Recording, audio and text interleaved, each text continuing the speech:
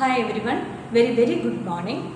Today we are going to discuss what are the difference between reserve and provision.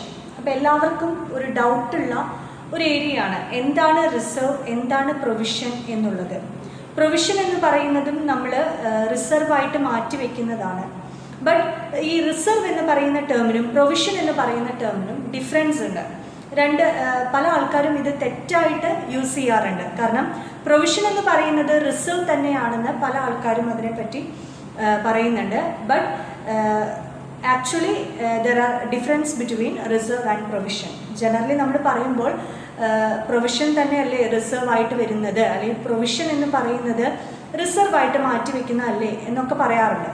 പക്ഷേ ഇവിടെ reserve എന്ന് പറഞ്ഞാലും provision as per the accounting ടേംസിൽ പറയുകയാണെങ്കിൽ നമുക്ക് റിസർവും പ്രൊവിഷനും എന്താണ് ഡിഫറെൻ്റ് ആണ് എന്ന് നമുക്ക് പറയാം.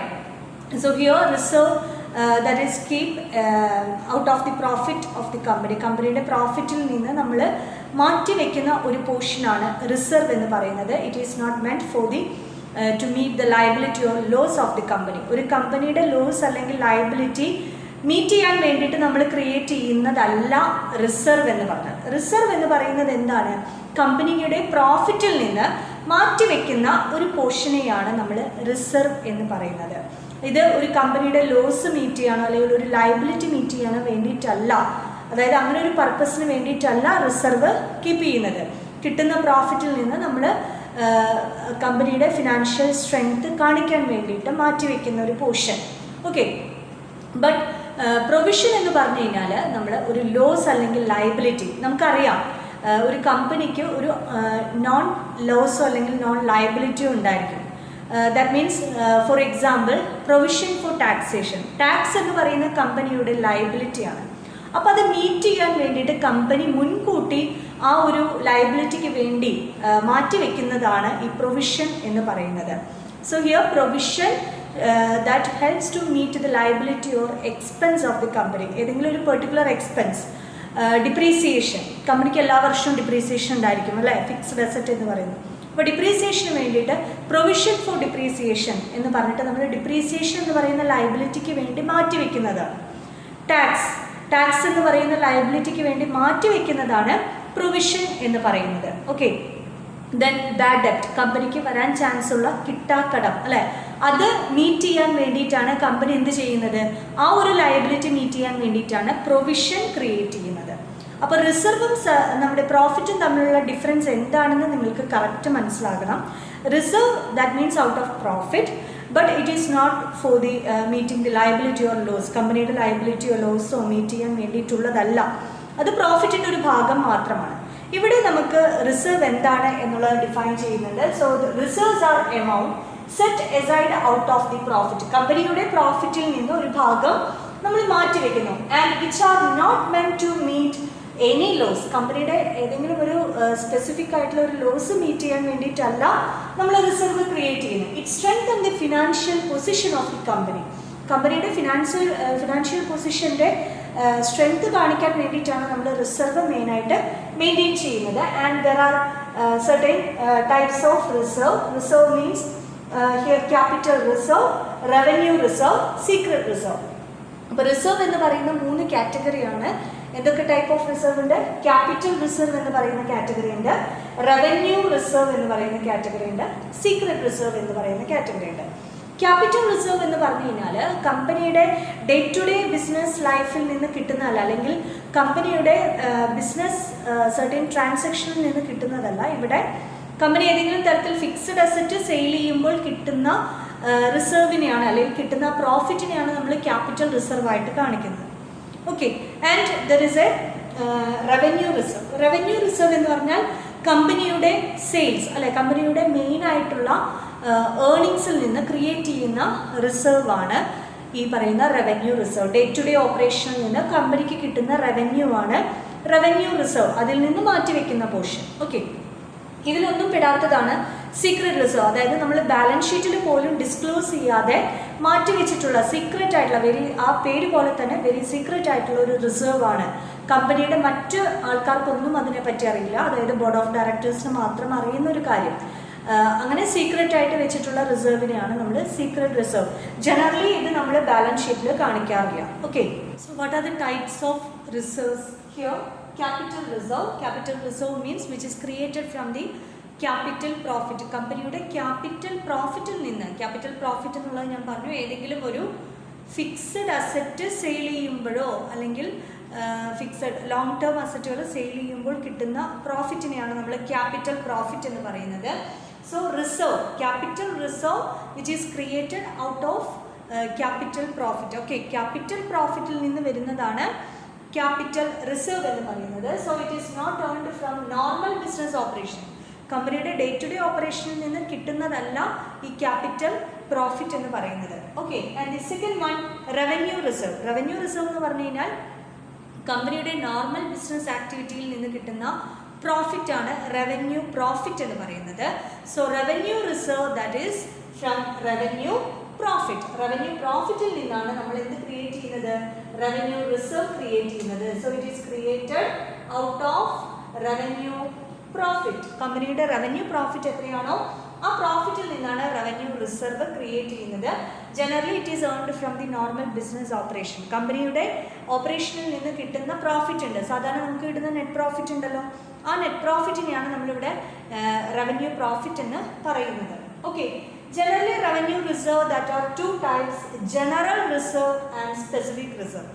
ജനറൽ റിസർവ് എന്ന് പറഞ്ഞാൽ ജനറൽ പർപ്പസിന് വേണ്ടിയിട്ടുള്ളതാണ്. Okay, there is no specific purpose for creating the reserve.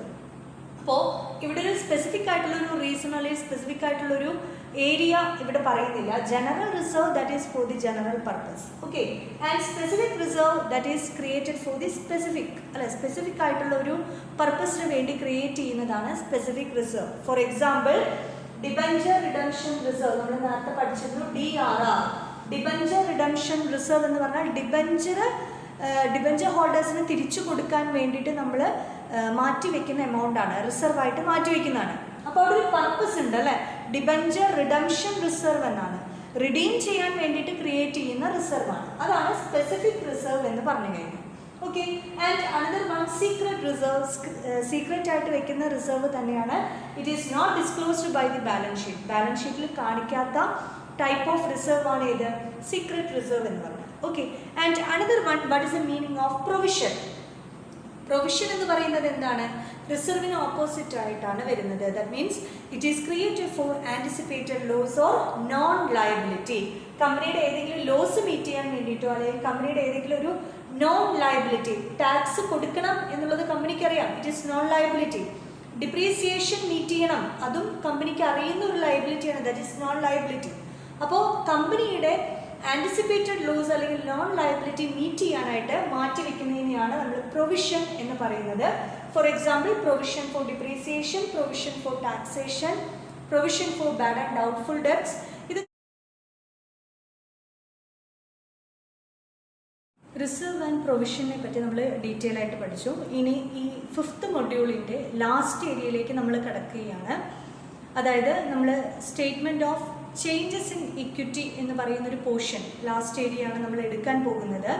3 സ്റ്റേറ്റ്മെൻറ്റുകളാണ് as per Indian accounting standard 1 പ്രകാരം നിങ്ങൾക്ക് പ്രിപ്പയർ ചെയ്യാനുള്ളത്.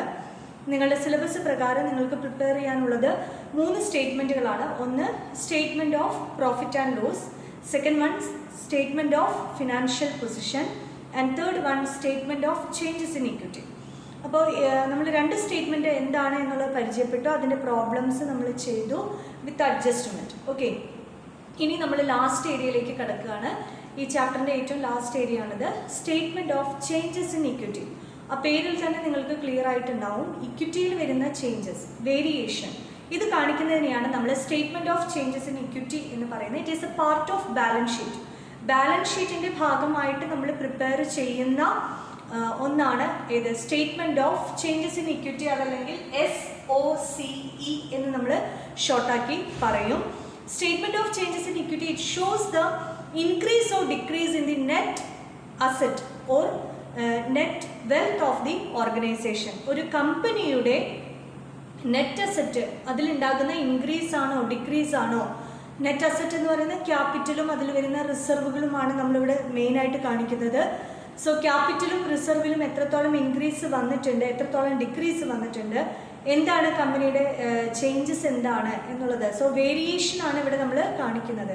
So it shows the variation in the net assets or net equity of the company. കമ്പനിയുടെ ഇക്വിറ്റിയിൽ വരുന്ന changes അല്ലെങ്കിൽ കമ്പനിയുടെ asset net അസറ്റിൽ വരുന്ന changes ആണ് നമ്മളിവിടെ ഡിസ്കസ് ചെയ്യുന്നത്. അപ്പോൾ അത് കണ്ടാൽ നിങ്ങൾക്ക് ക്ലിയർ ആവും എത്ര കമ്പനിക്ക് എത്ര പ്രോഫിറ്റ് കൂടിയിട്ടുണ്ട്, കഴിഞ്ഞ വർഷത്തെ ബാലൻസ് എത്രയായിരുന്നു, ഓക്കെ, ഈ വർഷം എത്രത്തോളം ഇക്വിറ്റി അല്ലെങ്കിൽ ക്യാപിറ്റൽ എത്ര ഇൻക്രീസ് ചെയ്തിട്ടുണ്ട്, ക്യാപിറ്റൽ എത്ര കുറഞ്ഞിട്ടുണ്ട്, റിസർവ് ആയിട്ട് എത്ര മാറ്റി വെച്ചിട്ടുണ്ട്, ഡിവിഡൻഡ് എത്രത്തോളം പേ ഔട്ട് ചെയ്തിട്ടുണ്ട് എന്നുള്ളതൊക്കെ നമ്മൾ ഏതിൽ കാണിക്കുന്നുണ്ട്, സ്റ്റേറ്റ്മെന്റ് ഓഫ് ചേഞ്ചസ് ഇൻ ഇക്വിറ്റിയിൽ കാണിക്കുന്നുണ്ട്. അപ്പോൾ ഇതിൽ കോളം ഹെഡിങ്സും സാധാരണ നമ്മൾ സ്റ്റേറ്റ്മെന്റുകൾ ഇപ്പോൾ പ്രിപ്പയർ ചെയ്യുന്നത് വെർട്ടിക്കൽ ഫോർമാറ്റിലാണ്. സ്റ്റേറ്റ്മെന്റ് ഓഫ് ചേഞ്ചസ് ഇൻ ഇക്വിറ്റിയും നമ്മൾ എങ്ങനെയാണ് പ്രിപ്പയർ ചെയ്യുന്നത്? Yes, it prepares in the vertical format. Vertical ഫോർമാറ്റിൽ തന്നെയാണ് പ്രിപ്പയർ ചെയ്യുന്നത്. There is a column headings and row headings. Column ഹെഡിങ്സും റോ ഹെഡിങ്സും ഒക്കെ ഇവിടെ പ്രൊവൈഡ് ചെയ്യുന്നുണ്ട്. കോളം ഹെഡിങ്സ് എന്താണ്? There is a equity component. Equity components ആണ് ഇവിടെ നമ്മൾ റെപ്രസെന്റ് ചെയ്യുന്നത്. അതായത് കോളം ഹെഡിങ്സ് എന്ന് പറയുന്നത് ഇക്വിറ്റിയുമായിട്ട് ബന്ധപ്പെട്ട ഇക്വിറ്റി ആൻഡ് അതർ ഇക്വിറ്റി എന്ന് പറയുന്ന ഒരു ഐറ്റം നമ്മൾ ബാലൻസ് ഷീറ്റിൽ പഠിച്ചു അല്ലേ. ഇക്വിറ്റി എന്ന് പറഞ്ഞാൽ എന്താ? കമ്പനിയുടെ ഷെയർ ക്യാപിറ്റൽ. അതർ ഇക്വിറ്റി എന്ന് പറയുന്നത് എന്താണ്? കമ്പനിയുടെ റീറ്റെയിൻഡ് ഏർണിങ്സ്, റിസർവുകളാണ്. അപ്പോൾ ഇക്വിറ്റിയുടെ കോമ്പണൻസ് കാണിക്കുന്ന ഏരിയയാണ് ഏത്? കോളം ഹെഡിങ്സ് എന്ന് പറയുന്നത്. റോ ഹെഡിങ്സ് എന്ന് പറയുന്നത് എന്താണ്? അതിൽ വരുന്ന ചേഞ്ചസ് ആണ്. ഇക്വിറ്റിയിൽ വരുന്ന ചേഞ്ചസ് ആണ് നമ്മൾ റോ ഹെഡിങ്സ് ആയിട്ട് കൊടുക്കുന്നത്. ഓക്കെ, അപ്പൊ ഞാൻ കോളം ഹെഡിങ് വായിക്കാം. ഏതൊക്കെയാണ് ഇക്വിറ്റി കോമ്പണന്റ് എന്ന് നമുക്ക് നോക്കാം. ഒന്ന്, ഇക്വിറ്റി ഷെയർ ക്യാപിറ്റൽ. കമ്പനിയുടെ ഷെയർ ക്യാപിറ്റൽ ആണ് first column. Second column retained earnings ആണ്. കമ്പനിക്ക് വരുന്ന സർപ്ലസ്, കമ്പനിയുടെ പ്രോഫിറ്റ് ഒക്കെ കാണിക്കുന്നത്, നെറ്റ് ഇൻകം കാണിക്കുന്നതൊക്കെ റീറ്റെയിൻഡ് ഏർണിങ്സ് ആണ്, റീറ്റെയിൻ ചെയ്ത് വെക്കുന്ന portion. Security premium reserve. Security premium എന്ന് പറയുന്നത് എന്താണ്? കമ്പനി ഷെയർ സെക്യൂരിറ്റി പ്രീമിയത്തിലാണ് ഇഷ്യൂ ചെയ്യുമ്പോൾ കമ്പനിക്ക് ഒരു റിസർവ് കിട്ടും അല്ലെ. അവിടെ കിട്ടുന്ന പ്രീമിയം എമൗണ്ട് കമ്പനിയുടെ റിസർവ് ആണ്. That is security premium reserve. Then capital reserve provide ചെയ്യുന്നുണ്ട്. റീവാല്യൂഷൻ സർപ്ലസ്, കമ്പനി ഏതെങ്കിലും തരത്തിൽ അസറ്റ് റീവാല്യൂ ചെയ്യുമ്പോൾ കിട്ടുന്ന സർപ്ലസ് ആണ്. Then treasury stock and total amount. Okay, ഇതാണ് കോളം ഹെഡിങ്സ് ആയിട്ട് ഇവിടെ പ്രൊവൈഡ് ചെയ്യുന്നത്. ഇനി എന്താണ് റോ ഹെഡിങ്സ് എന്നുള്ളത് നോക്കാം. Opening balance. ഓപ്പണിംഗ് ബാലൻസ് എന്ന് പറഞ്ഞാൽ ഇതിന്റെ എല്ലാത്തിൻ്റെയും ഓപ്പണിംഗ് ബാലൻസ് നമുക്ക് ക്വസ്റ്റ്യനിൽ തന്നിട്ടുണ്ടായിരിക്കും. കഴിഞ്ഞ വർഷത്തെ ക്ലോസിംഗ് ആണ് ഈ വർഷം ഓപ്പണിംഗ് ആയിട്ട് വരുന്നത്. ഓക്കെ, കഴിഞ്ഞ ഇയറിൽ വരുന്ന ക്ലോസിംഗ് ബാലൻസ് ഈ വർഷം അത് എന്തായിട്ട് വരും? ഓപ്പണിംഗ് ആയിട്ട് വരും. ഓക്കെ, അപ്പോൾ ഇതിന്റെ എല്ലാത്തിൻ്റെയും ഓപ്പണിംഗ് ബാലൻസ് തന്നിട്ടുണ്ടെങ്കിൽ നിങ്ങൾ എടുത്തെഴുതാം. ഇനി ഏതെങ്കിലും തരത്തിൽ ബോണസ് ഷെയർ ഇഷ്യൂ ചെയ്തിട്ടുണ്ടെങ്കിൽ, ബോണസ് ഷെയർ എന്താണ്?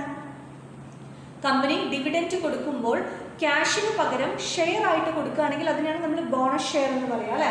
So that is issue of bonus share. അതുണ്ടെങ്കിൽ സ്വാഭാവികമായിട്ടും ബോണസ് ഷെയർ എന്ന് പറയുമ്പോൾ അത് കമ്പനിയുടെ ഈ റിട്ടേൺ ഏർണിങ്സിൽ നിന്ന് കുറയാനുള്ള ചാൻസ് ഉണ്ട്, ഷെയർസ് കുറയാനുള്ള ചാൻസ് ഉണ്ട്. Then issue of new share, പുതിയ ഷെയർ ഇഷ്യൂ ചെയ്യുമ്പോൾ അപ്പോൾ ഓട്ടോമാറ്റിക്കലി ഷെയർ ക്യാപിറ്റൽ ഇൻക്രീസ് ചെയ്യും. ദെൻ നെറ്റ് ഇൻകം, കമ്പനിയുടെ പ്രോഫിറ്റ് അല്ലെങ്കിൽ സർപ്ലസ് ഉണ്ടെങ്കിൽ അതവിടെ കാണിക്കാം. നെറ്റ് ഇൻകം കാണിക്കേണ്ടത് റീറ്റെയിൻഡ് ഏർണിങ്സിലാണ്. കമ്പനിയുടെ നെറ്റ് ഇൻകം കാണിക്കേണ്ടത് എവിടെയാണ്? റീറ്റെയിൻഡ് ഏർണിങ്സിലാണ് കാണിക്കേണ്ടത്. And transfer to capital reserve, നമ്മൾ ക്യാപിറ്റൽ റിസർവിലേക്ക് ട്രാൻസ്ഫർ ചെയ്തിട്ടുണ്ടെങ്കിൽ അത് ക്യാപിറ്റൽ റിസർവിന്റെ കോളത്തിലേക്ക് നമ്മൾ കാണിക്കണം. ഓക്കെ, ഇനി ഡിവിഡൻറ്റ് എന്തെങ്കിലും പേ ഔട്ട് ചെയ്തിട്ടുണ്ടെങ്കിൽ നമ്മൾ റീറ്റെയിൻഡ് ഏർണിങ്സിൽ നിന്ന് ഡിവിഡൻറ്റ് നമ്മൾ എന്ത് ചെയ്യണം? മൈനസ് ചെയ്യണം. ഡിവിഡൻറ്റ് കൊടുക്കുമ്പോൾ കമ്പനിയുടെ റീറ്റെയിൻഡ് ഏർണിങ്സ് ആ പ്രോഫിറ്റ് കുറയുകയാണ് അല്ലേ.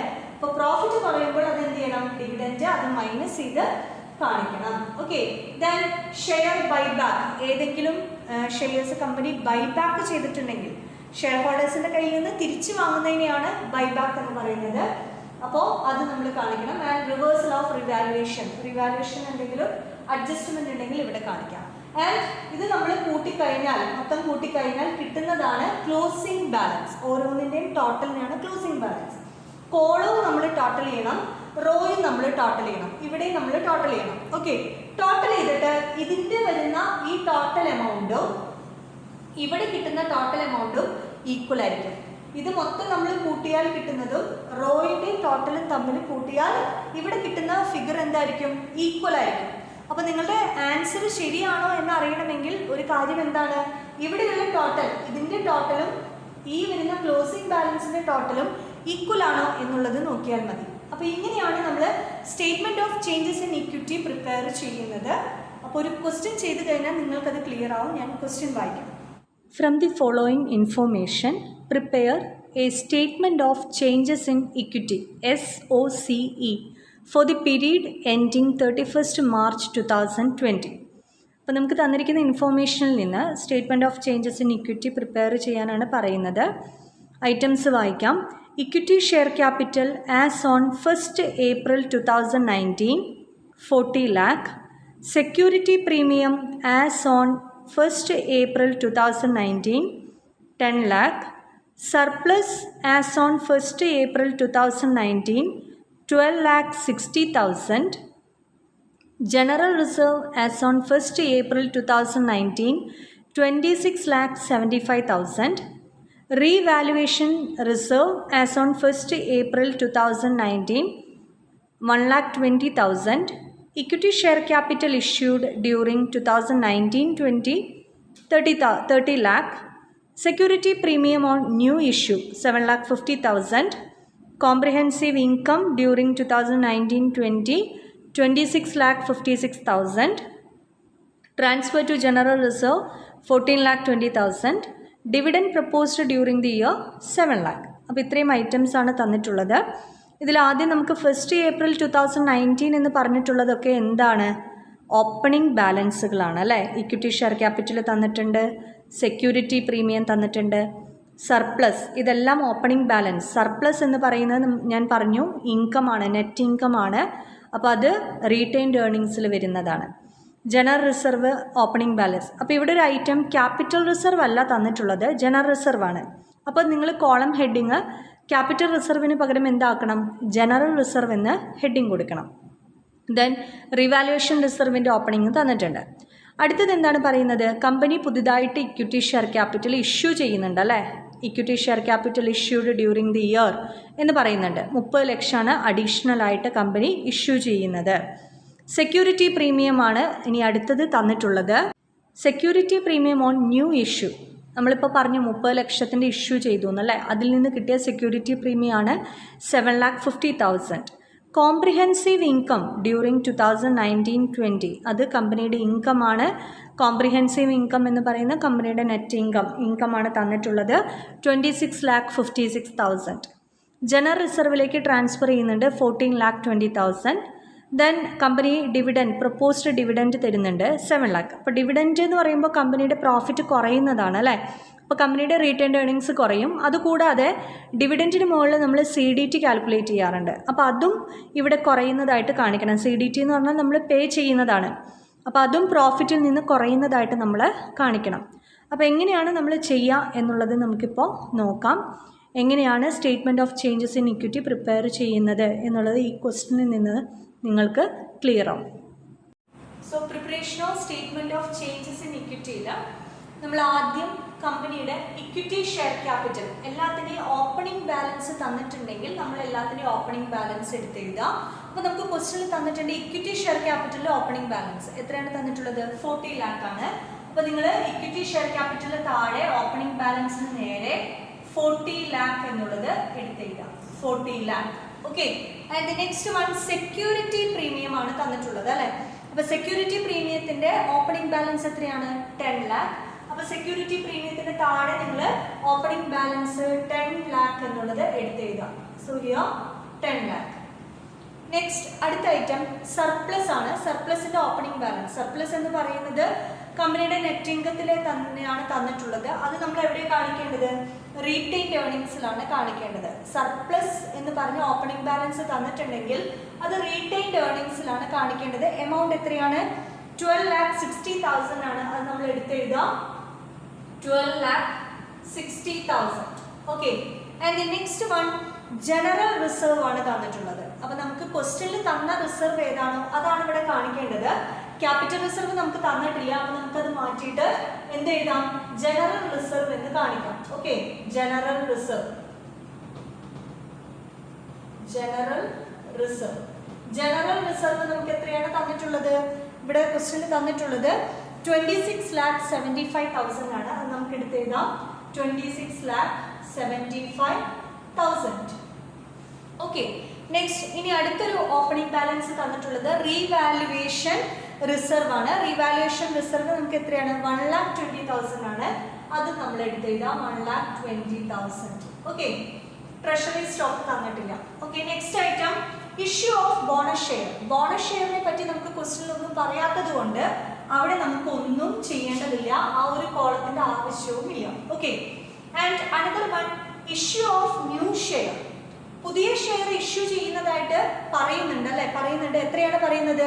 Equity share capital issued during 2019-20 30 lakh, 30 ലക്ഷം പുതിയതായിട്ട് ഇഷ്യൂ ചെയ്യുന്നത് പറയുന്നുണ്ട്. അപ്പോൾ നമ്മൾ ഷെയർ ക്യാപിറ്റലിന് താഴെ, ഇക്വിറ്റി ഷെയർ ക്യാപിറ്റലിന് താഴെ 30 ലക്ഷം നമ്മളിവിടെ കാണിക്കണം. ഓക്കെ, ദെൻ അവിടെ തന്നെ സെക്യൂരിറ്റി പ്രീമിയം ഇൻക്രീസ് ചെയ്യുന്നുണ്ട്. Security premium on new issue ഇതിൽ നിന്ന് കിട്ടിയതാണ് അല്ലെ, ഈ 30 ലക്ഷത്തിൽ നിന്ന് കിട്ടിയ സെക്യൂരിറ്റി പ്രീമിയം ആണ്. അത് എത്രയാണ് തന്നിട്ടുള്ളത്? ഹിയർ 7,50,000 ആണ്. അപ്പൊ സെക്യൂരിറ്റി പ്രീമിയത്തിന്റെ കോളത്തിന്റെ അവിടെ 7,50,000 എന്നുള്ളത് നമ്മൾ കാണിക്കാം. ഓക്കെ, നെക്സ്റ്റ് അടുത്തത് കോംപ്രിഹെൻസീവ് ഇൻകം ഡ്യൂറിംഗ് ദി 2019-20. അത് കമ്പനിയുടെ, ഞാൻ പറഞ്ഞു കോംപ്രിഹെൻസീവ് ഇൻകം എന്ന് പറയുന്നത് നെറ്റ് ഇൻകം ആണ്. അത് റീറ്റെയിൻഡ് ഏർണിംഗ്സിലാണ് കാണിക്കേണ്ടത്. അപ്പൊ റീറ്റെയിൻഡ് ഏർണിംഗ്സിൽ എത്ര കാണിക്കണം? 26,56,000 ആണ് തന്നിട്ടുള്ളത്. സോ ഹിയർ നെറ്റ് ഇൻകം എന്നുള്ളത് നിങ്ങൾ കണ്ടിട്ടില്ലേ, അവിടെ അതിന് നേരെ റീറ്റെയിൻഡ് ഏർണിംഗ്സിൽ 26,56,000 എന്നുള്ള എമൗണ്ട് നമ്മൾ കാണിക്കണം. ഈ വർഷത്തെ കോംപ്രിഹെൻസീവ് ഇൻകം ആണ്, അത് നെറ്റ് ഇൻകം എന്ന് പറഞ്ഞുകൊണ്ട് 26,56,000 റീറ്റെയിൻഡ് ഏർണിംഗ്സിന്റെ താഴെ നിങ്ങൾ കാണിക്കാം. Okay, and another one next പറയുന്നത് എന്താണ്? Transfer to general reserve. General റിസർവിലേക്ക് ട്രാൻസ്ഫർ ചെയ്യുന്നുണ്ട്. ഇവിടെ നമ്മൾ എഴുതിയത് ട്രാൻസ്ഫർ ടു ക്യാപിറ്റൽ റിസർവ് എന്നാണ്. അപ്പൊ ക്യാപിറ്റൽ റിസർവ് ഇല്ല, അതിന് പകരം എന്ത് ചെയ്യാം? ജനറൽ റിസർവ് എന്ന് കാണിക്കാം. ഓക്കെ, അപ്പൊ ജനറൽ റിസർവിന്റെ കോളം ഏതാണോ അവിടെ നമ്മൾ എമൗണ്ട് കാണിക്കണം. ജനറൽ റിസർവിന്റെ എമൗണ്ട് എത്രയാണ്? 14,20,000 ആണ്. അപ്പൊ ജനറൽ റിസർവിന് നേരെ 14,20,000. ഓക്കെ, 14,20,000 ആണ് തന്നിട്ടുള്ളത് അല്ലെ. ഇനി ഈ എമൗണ്ട് റിസർവിലേക്ക് മാറ്റുന്നത് ഇവിടെ നിന്നാണ്? പ്രോഫിറ്റിൽ നിന്നാണ് മാറ്റുന്നത്. ഇതാണ് കമ്പനിയുടെ പ്രോഫിറ്റ്. ഈ പ്രോഫിറ്റിൽ നിന്നാണ് റിസർവിലേക്ക് മാറ്റുന്നത്. അപ്പോൾ ഈ പ്രോഫിറ്റ് കുറയില്ലേ? അപ്പോൾ പ്രോഫിറ്റ് കുറയുമ്പോൾ അതിന് നേരെ നമ്മൾ മൈനസ് ചെയ്ത് കാണിക്കണം. ബ്രാക്കറ്റിൽ ഇടാം 14,20,000. ഇത് ക്ലിയർ ആയി എന്ന് വിചാരിക്കുന്നു. കമ്പനി എപ്പോഴാണ് റിസർവ് മാറ്റിവെക്കുന്നത്? കമ്പനിക്ക് പ്രോഫിറ്റ് കിട്ടുമ്പോഴാണ് റിസർവ് മാറ്റിവെക്കുക അല്ലെ. അപ്പോൾ ഇവിടെ നമുക്ക് കിട്ടിയ ഈ ഇൻകത്തിൽ നിന്ന് റിസർവിലേക്ക് മാറ്റുകയാണ്. അപ്പോൾ ഇവിടെ എന്താവും? ഇവിടെ കുറയും, കമ്പനിയുടെ പ്രോഫിറ്റ് കുറയും, പകരം റിസർവിലേക്ക് അത് മാറും. ഓക്കെ, അപ്പൊ ഇവിടെ എന്ത് ചെയ്യണം? നിങ്ങളത് മൈനസ് ചെയ്ത് കാണിക്കണം. റിസർവ് നിങ്ങൾ മൈനസ് ചെയ്ത് കാണിക്കണം. Okay, and next one dividend proposed dividend തന്നിട്ടുണ്ട്. എത്രയാണ് ഡിവിഡൻഡ് തന്നിട്ടുള്ളത്? 7 lakh ആണ്. ഈ ഡിവിഡൻഡ് നമ്മൾ ഏതിൽ നിന്നാണ് കൊടുക്കുന്നത്? കമ്പനിയുടെ പ്രോഫിറ്റിൽ നിന്നല്ലേ ഡിവിഡൻഡ് കൊടുക്കുന്നത്. So it is A payment അല്ലെ, പേയ്മെന്റ് ആണ്, കമ്പനി കൊടുക്കുന്നതാണ്. അപ്പോൾ കൊടുക്കുന്നതായതുകൊണ്ട് അത് മൈനസ് ചെയ്യണം. അപ്പോൾ മൈനസ് ചെയ്യുമ്പോൾ 7 lakh എന്നുള്ളത് ഇവിടെ നിങ്ങൾ കാണിക്കണം, മൈനസ് ചെയ്ത് കാണിക്കണം. ഓക്കെ, ഈ 7 lakh എന്ന് പറയുന്നത് നെറ്റ് എമൗണ്ട് ആണ്. അപ്പൊ നിങ്ങൾ ഇതിന്റെ മുകളിൽ CDT നിങ്ങൾ പേ ഔട്ട് ചെയ്യുന്നതല്ലേ. അപ്പൊ CDT കമ്പനി CDT പേ ചെയ്യുന്നുണ്ട്. ഡിവിഡൻഡ് കൊടുക്കുമ്പോൾ അതിന് മുകളിൽ CDT പേ ചെയ്യുന്നുണ്ട്. അപ്പൊ കോർപ്പറേറ്റ് ഡിവിഡൻഡ് ടാക്സും നിങ്ങൾ ഇവിടെ എന്ത് ചെയ്യണം? ചെയ്ത് കാൽക്കുലേറ്റ് ചെയ്ത് കാണിക്കണം. ഓക്കെ, അപ്പൊ നിങ്ങൾ ഇവിടെ ഷെയർ ബൈബാക്കിന്റെ അവിടെ മാറ്റിട്ട് അവിടെ എന്ത് കൊടുക്കുക? യെസ്, CDT കാൽക്കുലേറ്റ് ചെയ്യാം. CDT എങ്ങനെ കാൽക്കുലേറ്റ് ചെയ്യാം മക്കളെ? CDT എന്നുള്ളത് നമ്മൾ കാൽക്കുലേറ്റ് ചെയ്യാൻ പഠിച്ചിട്ടുണ്ട്. CDT that is equal to എത്രയാണ്? ഈ 7 lakhന്റെ ഗ്രോസ് എമൗണ്ട് നിങ്ങൾ കണ്ടുപിടിക്കണം. എങ്ങനെയാണ് ഗ്രോസ് എമൗണ്ട് കണ്ടുപിടിക്കുക? 7 lakh അതിന്റെ 100 into 100 divided by 85. എന്തുകൊണ്ടാണ് 85 വന്നത്? യെസ്, CDTയുടെ ബേസിക് റേറ്റ് 15% ആണ് അല്ലെ. ആ 15% എന്നുള്ളത് 100ൽ നിന്ന് 15 മൈനസ് ചെയ്താൽ ബാക്കി എത്രയാണ്? 85 ആണ്. അപ്പൊ 7 lakhന്റെ 100/85 ചെയ്താൽ നമുക്ക് എന്ത് കിട്ടും? ഗ്രോസ് എമൗണ്ട് കിട്ടും. ഈ ഗ്രോസ് എമൗണ്ടിന് മുകളിലാണ് എന്ത് കാണേണ്ടത്? കോർപ്പറേറ്റ് ഡിവിഡൻഡ് ടാക്സ് നിങ്ങൾ കാണേണ്ടത്. 7 lakhന്റെ ഗ്രോസ് എമൗണ്ട് കാൽക്കുലേറ്റ് ചെയ്യുമ്പോൾ 8,23,529 നമുക്ക് കിട്ടും. ഓക്കെ, അപ്പോൾ ഗ്രോസ് എമൗണ്ട് നമുക്ക് കിട്ടി അല്ലേ? ഗ്രോസ് എമൗണ്ട് നമുക്ക് കിട്ടി. ഇനി ഗ്രോസ് എമൗണ്ടിന്റെ മുകളിൽ നമ്മൾ എന്ത് കാണണം? CDT കാൽക്കുലേറ്റ് ചെയ്യണം. CDTന്റെ റേറ്റ് നമുക്കറിയാം. സോ 8,23,529 ഇൻറ്റു അതിന്റെ മുകളിൽ 17.472% കാൽക്കുലേറ്റ് ചെയ്യാം അല്ലേ? 17.472 ആണ് നമ്മുടെ CDT റേറ്റ്. ആ റേറ്റിൽ നമ്മൾ കാൽക്കുലേറ്റ് ചെയ്യുമ്പോൾ എത്രയാണ് നമുക്ക് CDT കിട്ടുക? 1,43,887. ഓക്കെ, 1,43,887 ആണ് നമുക്ക് ആൻസർ കിട്ടുന്നത്. അപ്പോൾ നമ്മുടെ CDTന്റെ എമൗണ്ട് കിട്ടി. ആ എമൗണ്ട് നമ്മൾ ഇതിൽ നിന്ന് മൈനസ് ചെയ്യണം. അപ്പോൾ CDT 1,43,887.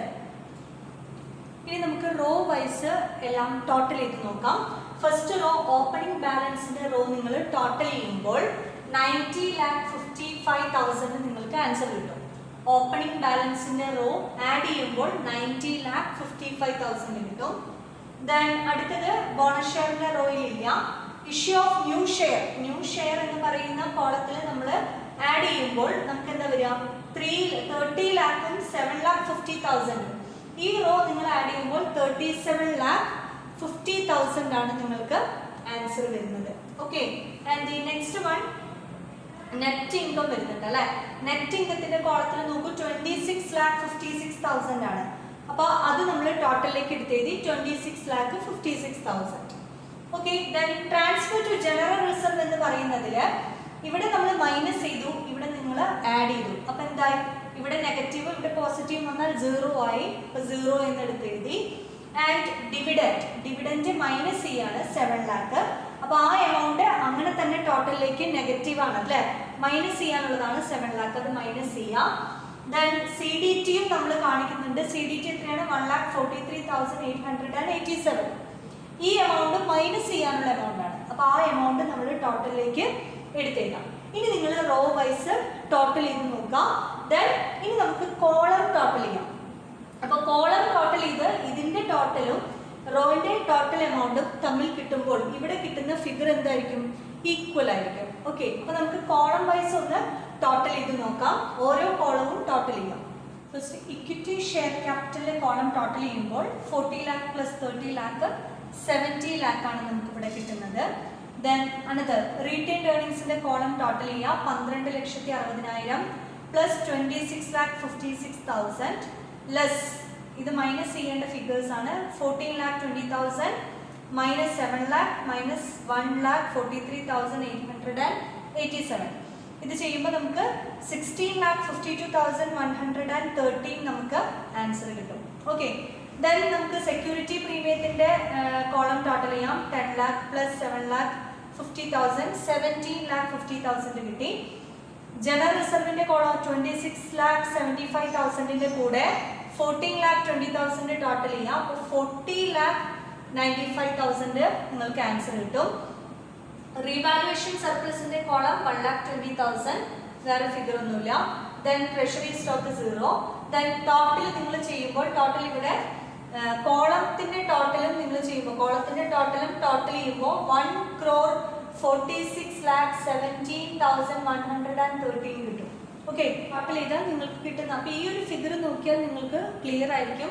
ഈ ഒരു കോളം ടോട്ടൽ ചെയ്താൽ റോ ടോട്ടൽ ചെയ്ത് കിട്ടിയിരിക്കുന്ന എമൗണ്ടും കോളത്തിന്റെ ടോട്ടൽ എമൗണ്ടുകൾ തമ്മിൽ ടോട്ടൽ ചെയ്താൽ കിട്ടിയ എമൗണ്ടും ഈക്വൽ ആവുന്നുണ്ടെങ്കിൽ statement of changes in equity correct ആണ് എന്നുള്ളതാണ്. അപ്പോൾ നമ്മുടെ ഈ ഒരു 5th മൊഡ്യൂള് നമ്മളിവിടെ കംപ്ലീറ്റ് ചെയ്യുകയാണ്. അപ്പോൾ ഈ 3 സ്റ്റേറ്റ്മെൻറ്റ് നന്നായിട്ട് പഠിക്കുക. ഒരു 3 or more ടൈംസ് നിങ്ങളിത് ചെയ്ത് നോക്കാം. 2 or 3 ടൈംസ് നിങ്ങളിത് ചെയ്ത് നോക്കുമ്പോൾ നിങ്ങൾക്ക് ഓട്ടോമാറ്റിക്കലി അത് നിങ്ങൾക്ക് ക്ലിയർ ആയിട്ട് വരും. ഇനി എന്തെങ്കിലും ഡൗട്ട് ഉണ്ടെങ്കിൽ നിങ്ങൾ ചോദിക്കാം. നമ്മുടെ 5th മൊഡ്യൂൾ ഇവിടെ കംപ്ലീറ്റ് ചെയ്യുന്നു. Okay, thank you.